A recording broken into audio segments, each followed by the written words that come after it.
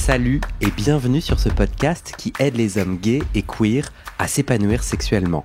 Moi, c'est Guillaume, votre hôte. Je suis gay, j'ai 37 ans et longtemps bloqué sexuellement. Alors j'ai lancé ce podcast comme un guide pour me débloquer. Je t'explique. Chacun des témoignages ou interviews d'experts que tu peux entendre ici va t'aider à sortir du non-dit, à entendre tes désirs et à choper des conseils pratiques et simples à mettre en place. Ça marche pour moi et j'espère vraiment que ça va t'aider. Une dernière chose, va dans le descriptif de cet épisode pour trouver le lien du Discord pour discuter entre auditeurs, mon Instagram pour voir ma tête et suivre les coulisses du podcast et le lien pour faire un don, car oui, ce podcast est 100% dépendant du soutien des auditeurs. Allez, place à ton épisode, bonne écoute.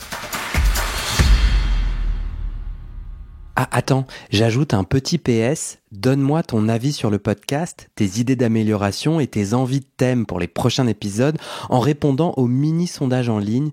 Alors il est tout court, ça prend 3 minutes et ça m'aidera grandement à orienter la suite. Pour le trouver, tu vas dans le descriptif de cet épisode, tu cliques sur le lien du site du podcast et tadam, c'est ici. Vous écoutez la deuxième partie de ce témoignage. Pour retrouver la première partie, c'est l'épisode précédent. Facile. En fait, j'ai envie qu'on explore du coup le dernier point qu'on s'était préparé. Tu m'as dit récemment, je crois que c'est récemment, j'ai eu une panne avec quelqu'un qui me fait kiffer. Et je trouve ça intéressant de passer du mal qui conduit parce que c'est assez codifié, je te dis ma lecture, c'est assez codifié, le mal conduit, j'éjacule. Et quand en fait quelqu'un me plaît, que je suis en vulnérabilité, il y a de la panne, ça te parle ? Ça me parle totalement, donc c'est un peu ce que je t'avais dit dans les questions qui moi m'interrogeaient et comment je passais de l'un à l'autre. Mais je peux commencer par décrire un peu ce qui s'est passé peut-être, donc ce qui s'est passé, c'est que j'avais un date avec un mec que j'avais rencontré via Tinder. Et j'avais assez peu d'expérience en date Tinder où juste tu viens boire un verre avec quelqu'un et tu vois si la personne te plaît ou pas. Mais j'étais un peu décontenancé par à quel point la personne me plaisait. Pourquoi elle me plaisait ? Parce que c'était quelqu'un avec beaucoup de goût, beaucoup d'ambition, très beau, drôle. C'est quoi beau pour toi ? Juste... je suis assez superficiel dans ma définition, tu vois. Je crois de beau, pour moi, c'est en tout cas cette personne-là en l'occurrence, je la trouvais très belle parce que elle avait un visage, juste un très beau visage, très très lisse comme ça, symétrique, avec une belle mâchoire, des beaux yeux profonds, des beaux cheveux, et ensuite un corps avec une peau hyper lisse, des muscles dessinés, mais pas dessiné parce que tu vas forcément à la salle de sport, mais dessiné plus parce que, en l'occurrence, c'était un mec qui surfait beaucoup, donc il y avait ce côté un peu goût, tu vois, et un peu plus peut-être masculin qui me plaisait beaucoup.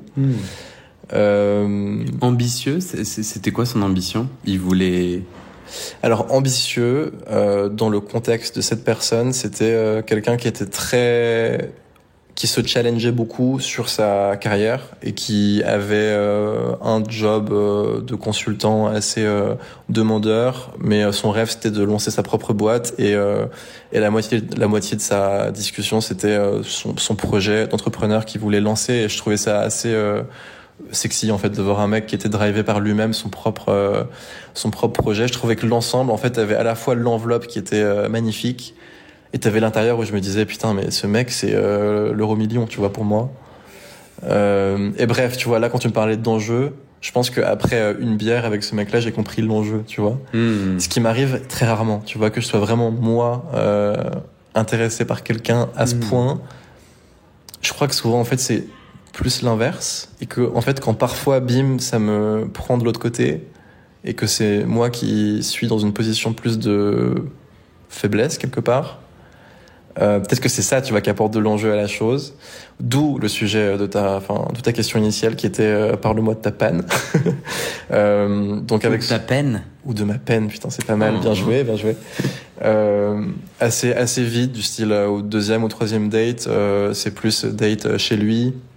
on sait qu'on a un temps limité ensemble, ou on sait qu'on va pas construire quelque chose ensemble parce que c'est ma dernière semaine où j'habitais à Berlin. Je savais que j'allais pas y rester. C'était un truc qui était su depuis le début, donc c'était plus on profite des 5 jours et demi qu'on a ensemble, ou alors on s'arrête maintenant, mais dans tous les cas, on n'aura pas un truc à construire après. Mais même en sachant qu'il n'y avait pas d'enjeu de temps derrière, je pense que le fait d'avoir un mec qui me plaisait autant, pour une fois, quand il est venu le moment de le pénétrer, juste, j'arrivais pas à bander, tu vois, ce qui m'arrive.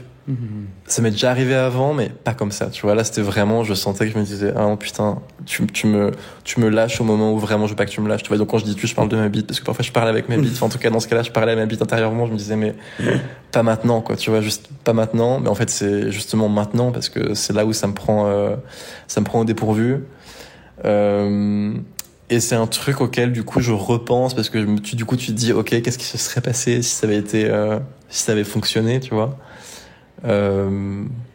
Donc ouais, bonne histoire, tu vois, qui reste un peu dans le coin de ma tête. Parce que du coup, le premier soir où toi t'as un petit coup de foudre, il y a pas de rapport sexuel.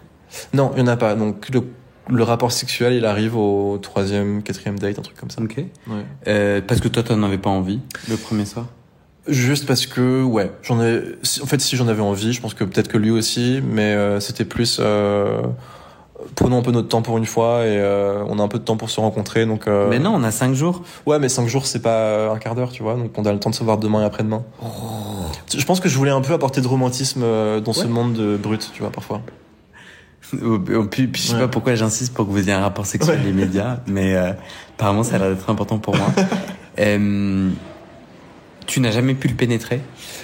Si, mais je l'ai pénétré mollement, ce qui en fait c'est pire qu'une pénétration, tu vois, c'est vraiment pénétrer mollement, au sens mou du terme, c'est-à-dire pénis avec une érection à 50-60%, et du coup tu sens que la personne est un peu en questionnement, donc il y a un peu ce flou qui se crée entre toi et lui, et c'est juste est-ce qu'on parle de ce qui vient de se passer? Et en plus il m'a dit un truc, et lui il a verbalisé le problème, tu vois, il a dit en anglais I need you to be working non attends, il m'a dit quoi? I need you to be working hard right now, genre tu vois, rock solid. Non, il m'a dit I need you to be rock solid right now, tu vois, donc il t'a mis la pression. Ça veut dire j'ai besoin que tu sois dur comme la pierre. Ouais, exactement. Mais il te fout la pression de malade. Et je me suis dit, mais est-ce que c'est pas le truc le plus con à dire à quelqu'un que tu vois en difficulté? Et je pense que lui-même est pas maître du mot intelligent à dire à ce moment-là, donc c'est pour ça qu'il a dit un truc un peu con à ce moment-là. Mais j'avoue que du coup, de 60%, je suis passé à 20%. Mais il te l'a dit avec un clin d'œil? Non, c'était avec le sourire? Pas trop, mais bon, je pense que c'était juste, il savait pas non plus quoi dire, et donc il a dit ce truc-là qui était pas le plus smart, mais le plus intelligent. Comment tu savais qu'il était, vous aviez parlé actif-passif? Pénétrant, pénétré? Non, peut-être que c'est un deuxième truc à savoir.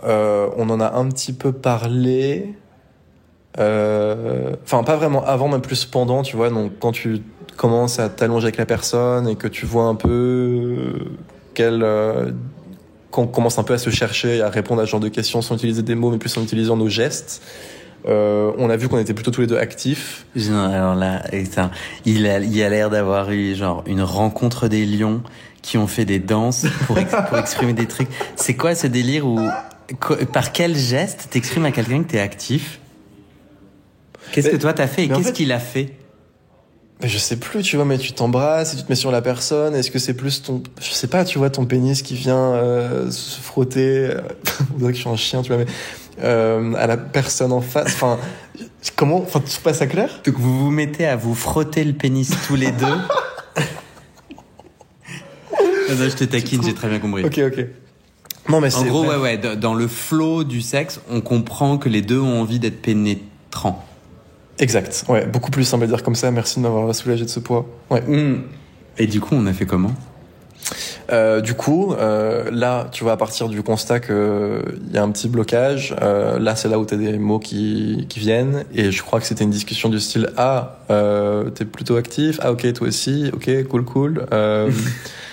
Qu'est-ce qu'on fait? Et là, en fait, c'est un peu celui qui se sent le plus à l'aise pour être un peu plus sur la voie versatile ou passif qui s'annonce. En l'occurrence, c'était lui, tu vois. Je sentais que lui, c'était un truc qu'il avait déjà fait avant, que il pouvait éventuellement, quand il se sent bien avec la personne, y aller.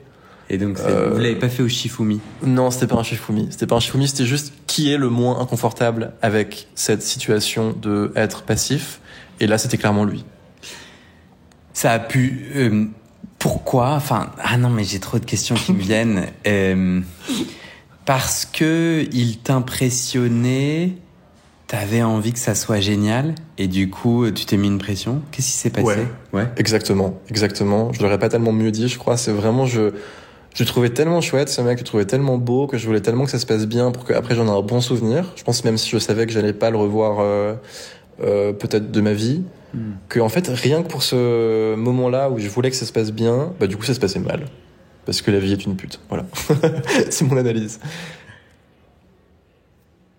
Pourquoi vous êtes pas revus?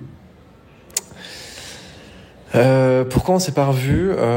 Parce que on n'habite pas dans la même ville, on habite assez loin, et qu'on n'avait pas créé un rapport assez solide. Tu vois, que ce soit, tu vois, sexuellement c'était pas ouf, c'était pas que romantiquement on avait créé quoi que ce soit non plus. Donc je me sentais pas du tout en position. Enfin, je trouvais pas que ça justifiait un aller-retour ou un avion, tu vois. C'est très froid comme analyse, mais ouais. En fait, t'es en train de me dire, j'ai noté sur mon petit papier, pour une fois, que moi, je désire quelqu'un. Donc, je comprends que toi, plutôt, t'es le mec qu'on désire, t'es habitué à ce qu'on te fasse la cour, et pour une fois, tu as dit, j'avais du désir pour quelqu'un, mais ça légitime tous les trains de la Terre. T'as vu que j'ai pas dit avion? Non, mais en gros, t'as un gros crush sur quelqu'un. Qu'est-ce qu'on en a rien. Mais le nombre de fois sexuelles ratées que des amoureux ont. Enfin, genre, on s'en tape, quoi. La première fois, ça a pas fonctionné. Et pourquoi t'as pas eu envie d'aller à sa rencontre, toi qui le kiffais? Ben, je pense pas que ce soit mutuel, tu vois, déjà. Comment tu le sais? Je le sais pas. J'ai dit je pense. Mais donc c'est pas une certitude, peut-être qu'il y a un risque ou peut-être qu'il y a une chance que lui aussi me trouve chouette, mais je pense que j'ai vu ça comme un cas. Ouais, non, je pense que j'ai pas du tout. Tu vois, quand tu décris le truc, je trouve que t'as une approche assez romantique de la chose, et moi j'ai vu le truc comme un truc un peu froid, tu vois, rationnel, et je me suis dit non. Tu vas t'engager dans quelque chose qui va te faire potentiellement te mettre en difficulté, où tu vas dépendre de l'approbation de quelqu'un d'autre, et ça je l'aurais fait s'il habitait à 2 rues, mais je pense que dans un pays différent, pas chaud quoi. C'est marrant parce qu'on glisse joyeusement vers notre 3e sujet. J'ai noté tomber amoureux pour l'interrogation. Ah ouais, putain, t'es transition franchement on point. Et c'est pas mal, on est en plein dedans. Ouais. Comment on commence là-dessus? T'as dit quoi? Comment est-ce qu'on commence là-dessus, sur tomber amoureux? Pourquoi il y a un point d'interrogation? C'est que toi, t'es jamais tombé amoureux ou t'as pas envie de tomber amoureux? L'amour, c'est relou. Tu m'as traité de romantique. Tu m'as posé 3 questions, je réponds à laquelle? Ben, je sais pas, tu m'as traité de romantique alors que moi j'étais là. T'as un kiff, pourquoi n'as-tu pas exploré ce kiff? Pourquoi t'as mis un point d'interrogation à tomber amoureux? Je sais pas répondre, je sais pas dans quel sens tu veux que je réponde. Ah, mais moi j'ai pas de... Sur le sujet tomber amoureux, qu'est-ce que t'as envie de partager ce soir? Ok, j'ai envie de partager que moi je ne sais pas si... Donc j'ai 28 ans aujourd'hui, je ne sais pas si je suis déjà tombé amoureux dans ma vie aujourd'hui ou pas. C'est la première interrogation que j'ai. Tu me regardes en laissant planer un silence, donc je sens qu'il faut que je continue à développer. Non. Et c'est quoi le problème? Non. C'est quoi le souci selon toi? Ou c'est quoi l'enjeu de pas savoir si t'es tombé amoureux ou pas? L'enjeu, je sais pas. Je crois que je suis pas fan de ce mot, mais je trouve que c'est un point intéressant, tu vois. Je trouve que l'amour, c'est quand même un sujet qui est qu'on voit, qu'on entend, qu'on voit, qu'on respire dans les films, dans ses potes, dans pourquoi tu te maries avec quelqu'un, pour comment tu construis ta vie. L'amour, c'est un point assez clé, tu vois, dans ton épanouissement de vie. Donc je trouve que m'interroger sur la question est-ce que moi j'ai déjà été amoureux ou pas, ça me semble assez intéressant. Ok. Et du coup, tu te dis, merde, je l'ai pas été. Je sais pas si ouais, je me dis un peu ça. Je me dis, merde, je crois pas l'avoir été. Un peu ça que je me dis, ouais. Donc là, je vais mettre des énormes sabots. Ouais. Mets des sabots. Donc, qui sont quand même tout le temps là, parce que c'est ma marque de fabrique. Il y a quelqu'un avec qui tu pouvais tomber amoureux, et t'as toi-même décidé de pas explorer. Donc je reprends ce cas du mec avec qui j'ai pas bandé, c'est ça ? Ouais. Ok. Alors en fait, est-ce que je devrais en dire davantage sur pourquoi est-ce que j'ai pas voulu aller plus loin aussi ? Parce que peut-être que tu manques un peu de contexte et que moi j'ai des trucs en tête que t'as pas et que c'est pour ça que tu poses ces questions et que moi je réponds un peu à côté. C'est que il y avait aussi des trucs qui m'énervaient chez lui. Notamment, il y avait un truc, c'était que j'étais pas certain qu'il était bienveillant. Parfois, je réalisais qu'il avait une certaine dureté avec lui-même, une certaine froideur avec la vie. Et j'avais pas envie que la colère qu'il avait envers lui m'éclabousse. Et c'était un peu le sentiment que j'avais parfois en l'espace des 3 jours et demi où je l'ai côtoyé. Et donc il y avait aussi ce deuxième problème que peut-être que je devrais mentionner qui arrive un peu au-dessus de j'ai pas envie de prendre un avion pour le voir, tu vois. Parce qu'aujourd'hui, qu'est-ce qui t'empêche de tomber amoureux à ton avis ? Je sais pas du tout. Je sais pas du tout parce que tu vois, si tu me dis ok, demain tu vas rencontrer cette personne, tu vas te dire ah ok putain c'est ça l'amour, c'est ça ok. Ah ok, papillon dans le ventre, c'est ça, j'arrête de me poser des questions, c'est juste t'arrêtes de théoriser la chose et te dire ah est-ce que j'ai ressenti ça à ce moment-là, est-ce que c'est ça l'amour, est-ce que c'est pas ça. En fait juste ce que j'ai cru comprendre de quand quelqu'un te dit je suis fou amoureux, c'est que t'as un peu le mot fou et que t'as amoureux, c'est que tu deviens un peu taré et que t'es à fond dedans. Moi je suis pas sûr que ça a déjà été mon cas. Mais est-ce que j'ai envie que ça m'arrive ? Bah ouais, parce que je pense que c'est beau, je pense que c'est beau de perdre prise, je pense que ça me permettrait de mettre de côté un peu tout le rationnel que j'ai et que je pense que je gagnerais à être un petit peu plus vulnérable, tu vois, dans mes relations avec la personne dont je suis amoureux. Donc t'es en train de dire que pour pouvoir tomber amoureux, une des premières étapes de ton chemin, c'est d'apprendre à être pénétré, à lâcher prise. Quoi ? Ben ça file parfait. On a commencé en disant j'ai du mal à être pénétré ou j'aime pas être pénétré. Il y a un enjeu de lâcher prise, il y a un enjeu de vulnérabilité. Ouais. Et là, c'est la même chose avec l'amour. Donc ça serait en fait un petit exercice pas mal. Ouais. Et donc ton conseil c'est quoi ? Fais-toi pénétrer demain. Première étape, deuxième étape, hop. Non, tout ça est dit avec un clin d'œil. C'est pas du tout une recette ou une solution, mais en faisant un petit cas pratique de comment est-ce que j'apprends à lâcher prise pour être pénétré, peut-être ça va te donner des clés pour lâcher prise pour tomber amoureux. Peut-être. Je garde ce tips.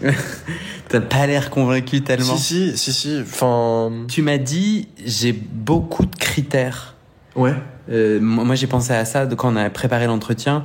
Est-ce que t'as l'impression, tu as dit toi, j'ai beaucoup de critères dans lequel la personne doit rentrer. Est-ce que toi, tu as l'impression que ces critères peuvent être un empêcheur d'amour ? Peut-être. Donc sur la partie j'ai beaucoup de critères, oui, je pense que j'en ai beaucoup. Je pense que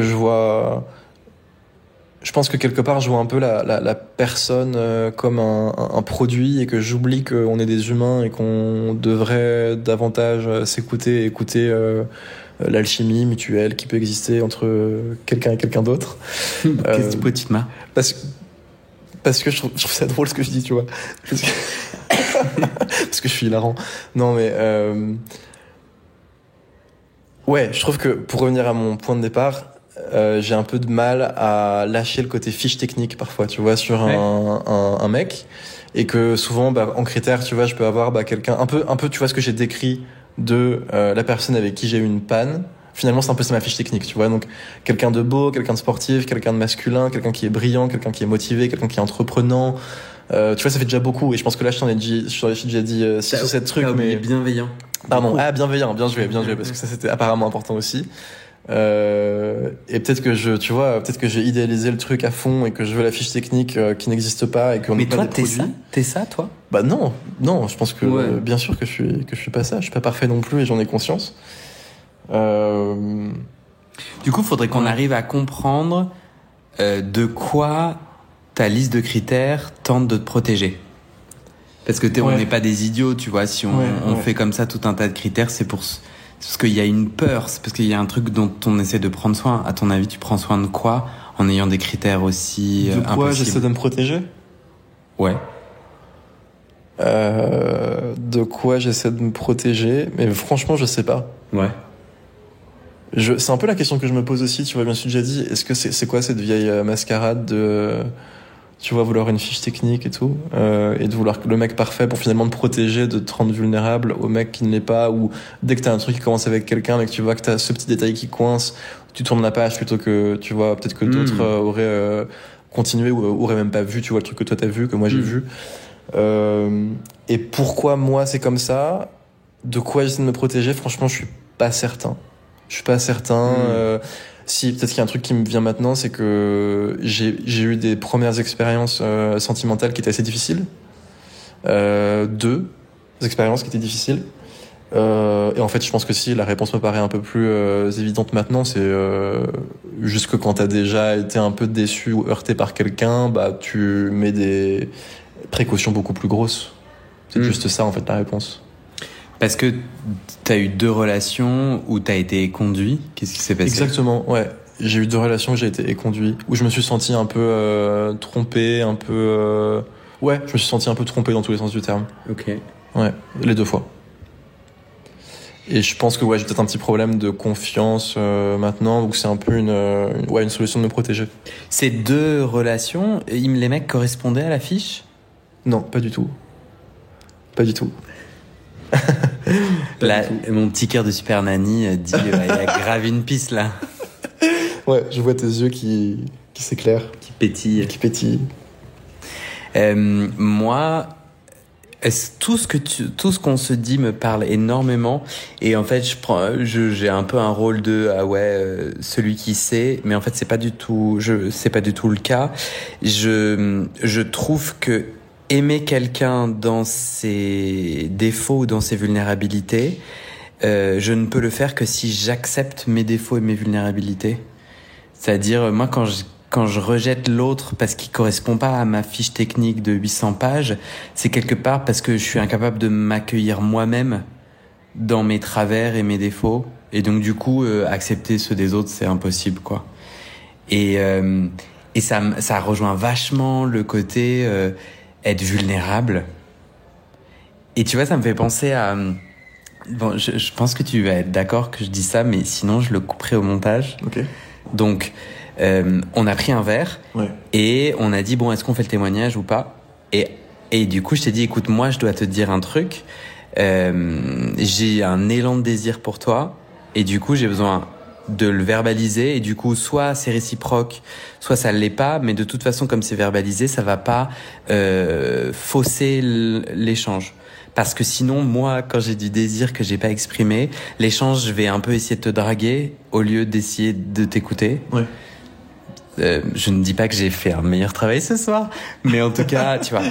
Et j'espère que t'es ok que je dis ça, mais en gros, tu m'as dit non. Tu m'as dit que c'était pas réciproque, de façon très sympathique. Et ben, qu'est-ce que je suis puissant dans ma vulnérabilité? En fait, tous les moments... Donc là, je viens de me faire rejeter, qui est pour moi un truc genre, c'est trop dur, quoi. Et j'ai trouvé que t'avais des balls énormes, tu vois, en apportant ça. Donc là où tu pourrais te dire, putain, situation où je suis le plus... vulnérable et peut-être t'aurais pu dire ridicule, honteux de ma vie. Moi, j'ai trouvé que t'étais au top de ton intelligence, tu vois. Et je t'admire encore plus pour ça. En fait, je pense que notre peur de la vulnérabilité est un écran de fumée, c'est-à-dire, on a peur de quelque chose qui n'existe pas. Parce qu'on a peur de je m'expose et après je suis ridiculisé, sauf que c'est pas vrai. Si tu t'exposes réellement, alors si, je pense que ça peut être vrai, tu peux être ridiculisé, mais la plupart des gens racontent que non. Que oui, il y a peut-être des gens... Toi, t'aurais pu dire « Ah, t'es un naze », mais t'aurais eu aucun impact sur moi. Parce que moi, j'aurais été là « Ah bon, tu peux penser ça, mais non, moi, je suis plutôt très content. » Il y a un truc vachement puissant dans être vulnérable et se laisser pénétrer par son désir, par ce qui se passe, et moi je suis en conquête. Genre j'y arrive pas, je suis en apprentissage, mais j'observe ça. Tu veux dire un truc? Non, je trouve ça très complet ce que t'as dit, je sais pas à quoi ajouter de plus. Ok. Mais du coup, ouais, moi, ça me donne envie de me rappeler que être vulnérable me rétribue. Tu vois, bon. Bon. Non, mais j'ai un dernier point et là, j'ai aucune transition. Ok. J'ai marqué exhibe et sexe en public. Ouais, en fait, ça me semble assez anecdotique par rapport au reste finalement, mais on peut en parler si tu veux. Moi, j'ai l'impression que ton niveau d'énergie est vachement descendu. J'ai l'impression que on a commencé l'entretien, t'avais une légèreté et une joie, et là, je te sens dans le dur. C'est un préjugé, c'est faux? Depuis récemment? Là, ouais. Au fur et à mesure, là.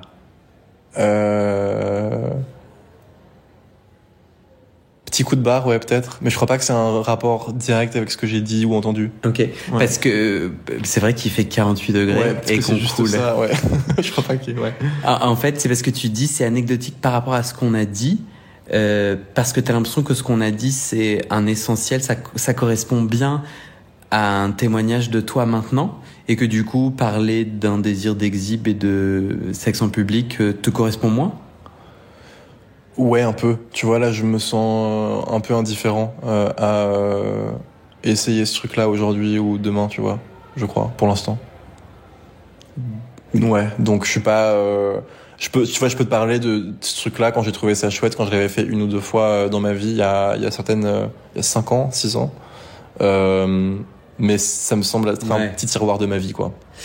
Et du coup, qu'est-ce que tu retiens là de notre échange, puisque si ça c'est un petit tiroir, c'est quoi un des gros tiroirs ou les gros tiroirs que tu retiens de ce qu'on s'est dit? Dans ce qu'on s'est dit, ouais.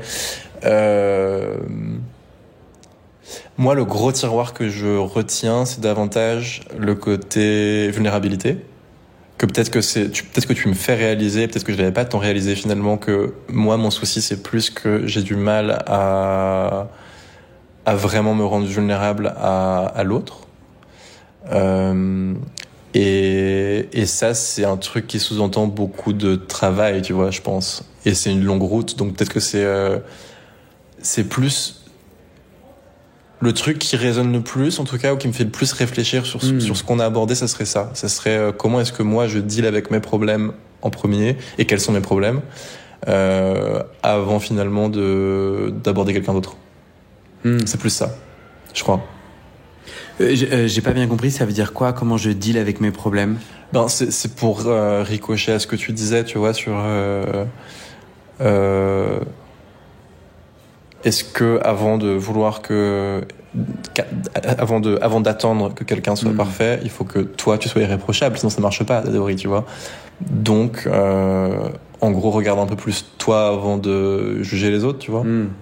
C'est un peu par rapport à ce que tu disais toi, et je trouve que c'était assez vrai, tu vois, de te regarder toi avant, peut-être. Il paraît qu'il faut tomber amoureux. C'est un très large, il paraît. Hein. Ouais. J'ai un gros star sur le nez, non? Ah ouais, t'as un petit. Un gros, non, un petit. Ok. Ouais. Je viens de le... Aucun rapport. J'ai l'impression que ce qui marche bien, c'est de tomber amoureux des défauts de l'autre. C'est peut-être pour ça que j'ai attiré ton attention sur le star. Putain, les gens vont croire que je suis amoureux de toi et tout. Non, mais moi j'entends plein de couples qui sont heureux de faire couple parce qu'en fait, les petits travers de l'autre, c'est ce qui attendrit, et peut-être c'est ce regard-là qu'il faut s'offrir à soi d'abord, quoi. Un truc joli. Et moi, je le sens vachement quand je me fais pénétrer. Ça me fait rire de passer du coq à l'âne comme ça, de coq. Mais en vrai, ça me travaille de ouf. Mais c'est de dire, bah ouais, t'as le droit de te faire pénétrer, bah ouais, c'est cool, c'est un moment. Je sais pas, il y a un truc de m'aimer en tant que pénétré et m'aimer en tant que pénétrant. Et m'aimer quand, en tant que pénétrant, je bande pas, bah ouais. Bah ouais, bah non, je suis pas solide comme un roc, comme dirait Nadia. Genre flemme et va-t'en d'ailleurs. Et d'ailleurs, va-t'en, ouais. Petit surfeur, grand surfeur. Il était pas si grand finalement. Okay. C'était un truc de la fiche technique qui était pas coché. Okay. Et ce qui rendait la fiche technique un peu plus charmante parce que tout n'était pas coché non plus, tu vois. Bien sûr. Est-ce que t'as un mot de la fin qui te vient? Ouais, on a il y a une girafe qui est née à Memphis, dans le zoo de Memphis, qui était d'une seule couleur, ce qui est pas arrivé depuis très longtemps. J'ai écouté ça aux infos ce matin. Donc ça, c'est mon mot de la fin. Okay. On se réjouit pour cette race de girafe. Donc, elle n'a pas de petits points. Alors, je sais pas quelle couleur elle a préservé entre le jaune clair et le marron clair, mais c'est l'une des deux. En tout cas, elle est unicolore. Okay. Monochrome, on dit. Okay. Et je crois que ça a son importance parce que c'est d'une part très rare et que d'une autre part, ça peut éventuellement contribuer à la sauvegarde de cette race unique. Ok. Voilà. Donc, c'est mon mot de la fin sur les girafes. Très bien. Moi, j'ai un mot de la fin. En fait, à Exhibe, ouais. J'étais trop content dans ma préparation parce que justement aujourd'hui, avant de te rejoindre, je suis allé pour la première fois sur une plage nudiste, naturiste. Je sais pas quelle est la différence. Ok, moi non plus. De Barcelone. Ouais. À poil. Ah, t'étais à poil ? Ouais. Ah, ok, cool. Et ça m'a du coup, j'ai pensé à toi dans le sens, c'était complètement notre sujet de l'exhibition, tu vois. Donc j'avais trop peur. En fait, la plupart de la plage est absolument pas à poil. Donc moi, je m'attendais à être entre gens à poil. Ouais. Donc je me suis dit, vas-y, je connais personne à Barcelone. Bon, il s'avère qu'en fait, j'ai croisé des gens que je connais en repartant, donc autant te dire que tout ça a été faux. Ouais.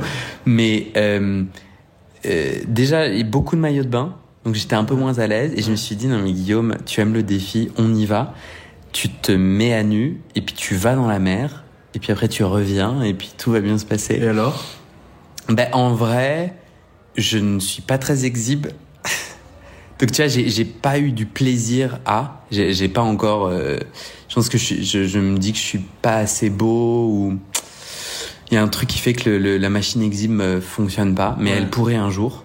Après, quand tu vas dans une plage nudiste, je suis pas sûr que t'es censé avoir ce spectre un peu exhibe, regarder, être regardé. Dans la théorie, en tout cas. Tu vois, je crois que le but un peu de ce genre de plage naturiste, c'est davantage de se dire les gens sont à poil parce qu'ils sont nés à poil et s'ils veulent être à poil, tant mieux pour eux. Et tu vas pas forcément mater les gens. Tu vois, c'est un peu mal vu de mater. Oui. Ou c'est un peu mal vu d'attendre qu'on te mate parce que c'est un peu plus de l'exhibe et ce qui est mal vu, je crois, dans ce genre de plage. Je suis pas un expert de naturisme, mais c'est un peu ce que je comprendrais. Et je pense que si tu vas demain à la plage en connaissance de ce que je viens de te dire, peut-être que tu seras un peu moins stressé par être vu ou par regarder parce que c'est pas censé être le but, tu vois. T'as tout à fait raison et je pense que j'étais pas trop dans un désir d'exhibe sur le moment, mais j'y réfléchissais, je me disais c'est ok en fait que les autres me regardent, c'est ok que les autres me désirent, mais je suis quand même d'accord que la philosophie est pas là et que c'était pas et non, écoute, j'étais vachement intimidé, pas très à l'aise, mais assez fier de l'avoir fait. En mode, Et en revanche, se baigner à poil dans la mer, c'est un délice. Ça, c'est vraiment un kiff. C'est vraiment, vraiment un kiff. Ah, c'était absolument génial. Ça change tout. Et tu réalises que le maillot de bain, c'est pas possible après, quoi. Le petit filet quand tu nages sur tes fesses ou sur ton pénis, c'est chiant. Ouais. Toi, tu vas à cette plage ? Ouais, parfois. Et tu te mets nu ? Ça dépend. En tout cas, je me baigne nu constamment parce que je trouve que c'est tellement plus agréable et en général, si je bronze et que je reste un peu plus longtemps, je mets un maillot. Je suis quand même plus à l'aise en général en maillot. Ouais. Bon, un grand merci. Franchement, je crois on s'est tout dit. On s'est tout dit. Merci à toi. Ça va ? Ça va. J'ai très chaud parce que je pense que c'est un four, ma chambre. Je sais pas comment tu... Mais en fait, on peut lancer le fan. Hein.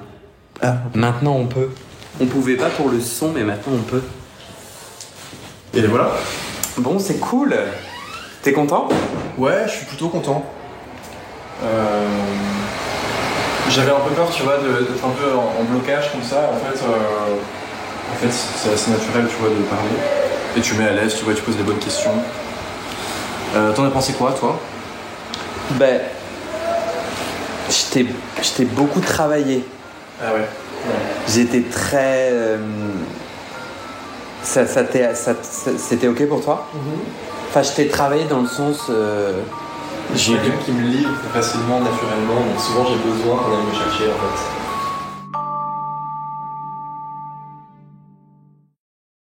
Et c'est la fin de cet épisode.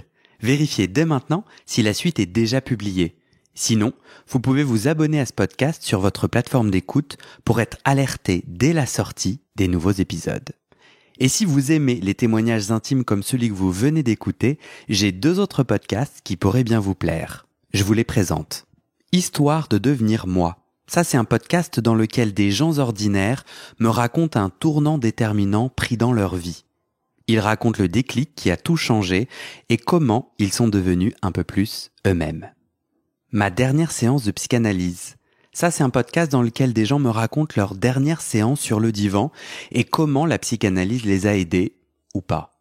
Et d'ailleurs, c'est avec ce podcast que j'ai gagné le prix du meilleur podcast de conversation en 2022. Alors pour écouter ces podcasts, vous pouvez tout simplement taper les titres dans la barre de recherche de votre plateforme d'écoute. Mais je vous mets aussi dans le descriptif de cet épisode les liens pour écouter ces podcasts et les liens de mes réseaux sociaux pour découvrir les coulisses de mon aventure de podcasteur et aussi la page de dons pour soutenir mon travail et mes podcasts. En tout cas, n'hésitez pas à m'envoyer vos retours et vos réactions à guillaumefaidespodcasts@gmail.com ou sur mes réseaux sociaux. Ça me motive énormément de savoir que ces histoires naviguent et résonnent, ou pas d'ailleurs. Allez, merci pour votre écoute et à très bientôt dans vos oreilles.